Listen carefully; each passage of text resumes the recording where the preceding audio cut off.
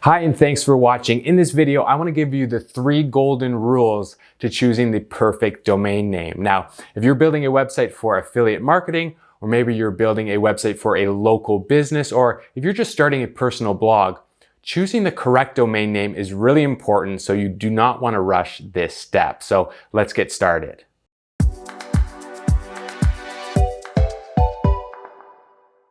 I'm Tyler Stokes, and I wanted to create this video because I think it's an important topic that isn't discussed very much. And if you do affiliate marketing, then I think it's really important. Now, if you go and watch some YouTube tutorials about how to create a website or set up a WordPress website, you'll notice that they don't really emphasize the importance on choosing a domain name. And I think that's a big mistake. Choosing a domain name, it's really important, and you really need to do that before you can go and set up your hosting or choose your content management system or even sort of get started with setting up a website. You need to choose the proper domain name. And if you follow any of the strategies that I share on this website in terms of building an affiliate marketing business, then this is really important. And again, if you're going to build a website for a local business owner, choosing the proper domain name is very, very important as well. And again, even if you're just sort of starting your own personal blog, I think that you're going to find these rules very useful. So let's jump into it and let's look at what rule number 1 is. Okay, so rule number 1 is don't use dashes in your domain name. So I'm going to show you some examples here. On the screen, I have the very first 2 websites that I built when I first started affiliate marketing over 10 years ago. So my very first website was called wealthy-choices.com, and it was about health supplements, and I tried to combine sort of 2 different topics in one, and it just did not work out. And you can just see that domain name on the screen. It's not very memorable, it's not very brandable. And if you go over to Google and you sort of search any product, service, or sort of any query, and you look at the top 10 results, you're just not going to find a lot of domains that have dashes in them that perform well on Google. And that second example there, electric-shaver-guide, if I ever created a review and I said, hey, go check out more on my website, electric-shaver-guide, it's not a very brandable domain name. So as a general rule, I would say just avoid using dashes. Now, I can't prove to you that, websites with dashes don't perform as well on Google, but just go and do a search for yourself. You're just not going to find a lot of domains with dashes. So as a rule number 1, I would recommend that you do avoid dashes in your domain name. So rule number 2 is shorter is better. So in general, with a domain name, the shorter the better. For the reasons that we basically spoke about in rule number 1, it's more brandable and it's more memorable when it is shorter. Now, the difficulty is a lot of good domains, they're just not available anymore. People have registered them and they've already started websites or businesses with those particular domain names. So what you will probably find yourself doing is adding more words to get an original domain. So I would recommend that you limit the words to about 4. Now, this isn't a concrete rule. You can certainly go and find websites that rank well or do well and they have 5 words in their domain name. But if you head over to Google, you do a bunch of searches, you're not going to find a lot of domains that are doing well that have more than 4 words. Now, personally, my best performing website, it has 4 words in it, but I would sort of recommend that you try and keep the words lower. So as a general rule, I would say 4 words is sort of the max that you want to go with. Rule number 3 is keyword in domain. So this rule is extremely important if you want to rank your website in Google. So if you're doing affiliate marketing or you're building a website for a local business, then I think this rule is really going to help you choose the proper domain name. So let's show this through an illustration here. On the screen, I have 2 different domain names, and let's pretend I'm going to build a website about blogging. So I might build a website that teaches people how to start their own blog. I give advice on blogging tips, and maybe I review, blogging tools that you can purchase to help you become a better blogger. So the 2 example website domain names that I have on the screen there are bloggingwithtyler.com and then just my name, tylerstokes.com. So right away, all things being equal, bloggingwithtyler.com is a much better choice if I'm building a website about the topic of, how to start a blog or blogging in general. And the reason is, I have blogging in the domain name. And what happens is that Google comes and they'll read these two websites, and they'll read the first one, bloggingwithtyler.com, and instantly they know that that website is about blogging. They come to the second one, they read tylerstokes.com, they don't instantly know that that domain name and that website is about blogging. They know it's about Tyler Stokes, but they're going to need some other factors to, really tell them that the website is about blogging, about teaching people how to blog and giving blogging tips and all of that stuff. So when everything else is equal, you always get one step ahead if you have a domain name that has your keyword or a variation of that keyword in it. So right off the bat, Google knows exactly what that domain name is and what that topic is for that particular website. So the only downfall here is that you sort of pigeon yourself to one particular topic. But if you're just building a website about blogging, then the first domain name is a much better choice in my opinion. Now, obviously you're going to go out, you can go and search for, blogging tips and all that kind of stuff. And you're going to find websites with people's names that rank very well. Now, these are really, really large established websites.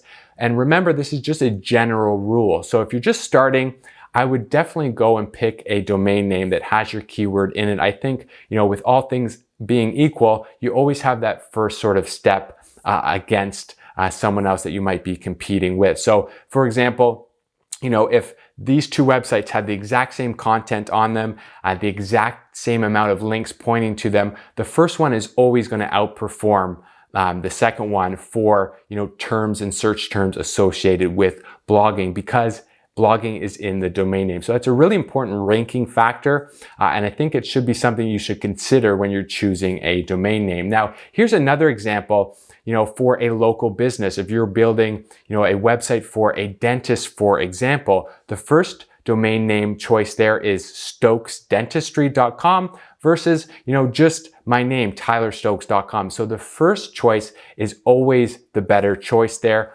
I've got a keyword variation of dentist. I've got dentistry in that domain name, and it's always going to be the better choice. I've done a lot of local business work with clients, and sometimes they come to me and they have their personal name as their business URL, as their domain name, and they might be doing roofing or chiropractor work, and generally that's not good. If you're just starting, you're about to choose your domain name, it's much better to choose one that has a keyword in the domain name or some sort of variation. So that's rule number 3.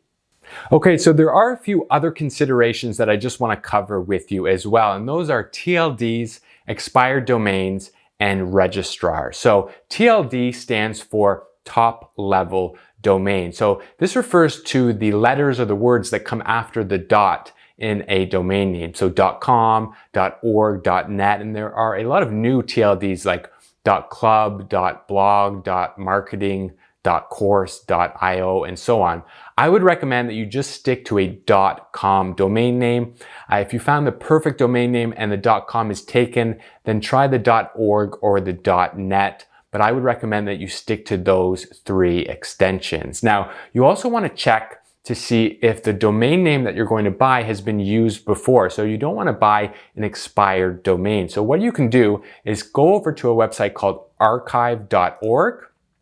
And you can plug in the domain that you're thinking about buying and see if it has any history. So here I plugged in bloggingwithtyler.com, and it says, Wayback Machine doesn't have that page archived. So that means that, no one has used this domain name in the past. And what you can also do is go over to any sort of link building tools, and you can plug in Blogging with Tyler. So here I'm just using a popular one called Ahrefs, and it shows that, it does not have any history at all. So that's important because you don't want to go and buy a domain, build a business on a website that maybe was used a few years ago, and maybe it has a Google penalty. So that's basically, it doesn't happen a lot, but you just go ahead and go to archive.org, check that there's no history. You don't want to buy a domain name and build a website on a domain name that was used, that has some history that, might be in the bad books with Google. And then finally, the other consideration is domain name registrar. So there are 2 really popular ones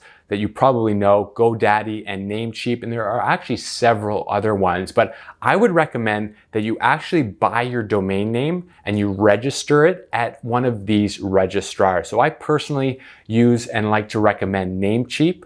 So you can go to Namecheap and you can basically sign up with an account and you can search domain names and they'll tell you if they're available and you can purchase them. They're really cheap, but I would recommend that you actually purchase your domain name at a registrar instead of going out and having a hosting company buy your domain name for you or buying it through some sort of cookie cutter website setup establishment. You basically don't want to do that. Buy your domain name, you own it at a registrar, and then you can connect it to whatever type of website builder you might use in the future. And this way, you sort of have control over your domain name, which is really, really important. So I'll leave a link in the description below this video to Namecheap. I would recommend that you purchase your domain names at Namecheap. They tend to be the cheapest. And if you ever have any problems, you can go and just talk to them live on their support call.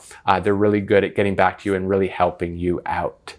Now, there are tools that can help you find a domain name. So what I'm going to do is include a link to the article that goes with this video in the YouTube description. You can check that article out for an updated list on research tools that are going to help you find the perfect domain name. But here I just want to highlight one, and it's called Lean Domain Search. So basically what you do here is just plug in a term, and this tool is going to basically populate a whole bunch of different domain names that are available that you can go and purchase that have that keyword or that term in the domain. So I'll plug in blogging because we're doing that as the example in this video.